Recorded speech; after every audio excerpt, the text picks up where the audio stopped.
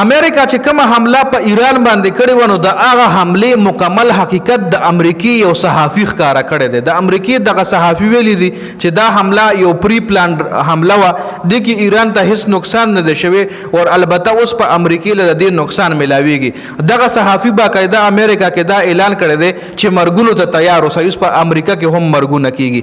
د صحافي نور کمی اهم خبرې کړې دي راځي ډیټیل سره په خبره کوو. د امریکا یو صحافي د امریکا د ایران په کومه حمله ده دغه مکمل حقیقت ښکار کړی دی. صحافي ویلي دي چې امریکا په ایران حمله کړې ده خدای خپل ځان ته مصیبت جوړ کړی دی خپل ځان په مصیبت کې اچولې دی. امریکا دا دعوا کوي چې موږ په ایران کامیابی سره حمله کړې ده. ټرمپ باقاعده خطاب کړی چې موږ د ایران په درې واړو سایټونو باندې حمله کړې ده کوم ځای کې چې د ایران جوهري توانایي ده نو هغه موږ مکمل تباه کړی دی. د صحافي ویلي دي چې دا سراسر دروغ دي. ایران مخکې نه دغه ځایونه خالی کړي وو ځکه حمله نه پس تابکاری نه ده شوی. دا صرف ستی نقصان شوی مطلب د ځمکې نقصان کړی دی او یو ځکه چې یورانیم پراتی وي یو ځکه چې د اټم بم مواد پراتی وي او په غږی ته بمونه ورغوردنوال ته تابکار شعاع چې کمی کم نقصان ده ریز وي اغال ته خارجيږي. نو ایران کې تر اوسه پورې د تابکار شعاګانو سکیسم اپډیټ سکیسم خبرونه نه دی راغلي. نو دغه د امریکا صحافي وایي چې دا خو بالکل حقیقت ته چې ایران د غزین خپل د نیوکلیر چې کم ویپنز دیغه د غزینه لري کړیو جی میزایل مکمل ناکاره کړی دی او ایران ډیر هوښیار دی. د امریکا را صحافي وایي چې ایران ډیر هوښیار دی او ډیر پرجوش دی. ایران د امریکای او اسرائیل نه 15 قدمه مخکې سوچ کوي. ایران مخکې نه ټول مقامات خالی کړي وو او ټول یورانیم یې ایران نه اخوا کړی دي. هغه ته هیڅ خطر نشته. ایران ډیر مخکې روان دی. ایران په دې جنگ کې د امریکای او د اسرائیل نه 15 قدمه مخکې دی.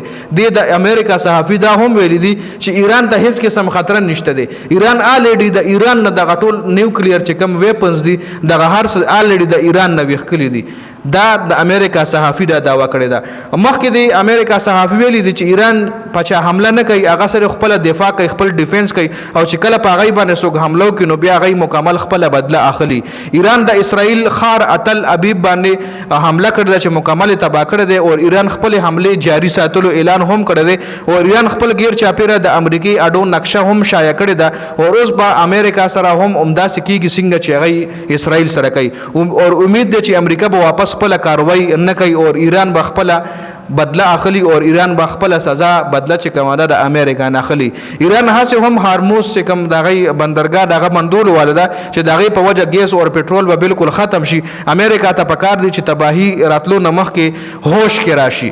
دا د امریکای صحافي دی هغه د امریکای حکومت لوي چې هوش کې راشه راته سکه تباہی راولې په دنیا کې. او یو طرف ته زمونږ د پاکستان حکومت وایي چې امریکا چې کوم صدر ډونلډ ټرمپ دله د نوبل امن ایوارډ ورکړل شي ځکه د په دنیا کې امن راولي. اور بل طرف ته داغه په خار کې د امریکای په خپل وطن کې د امریکای چې کم خلک دي دغه چې کم نام نهاد صحافیان دي نو هغه د امریکای صدر ډونلډ ټرمپ لوي چې دا رسوکل تا ولې په ایران حمله کوله.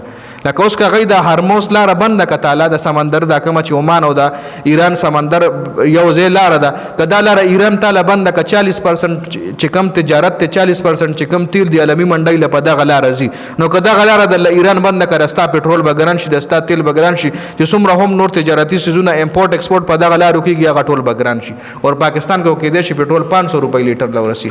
خیر دا اپډیټ سو په دې ویډیو کې د حواله سره تاسو سره لري کمنټ لازمي وکړئ.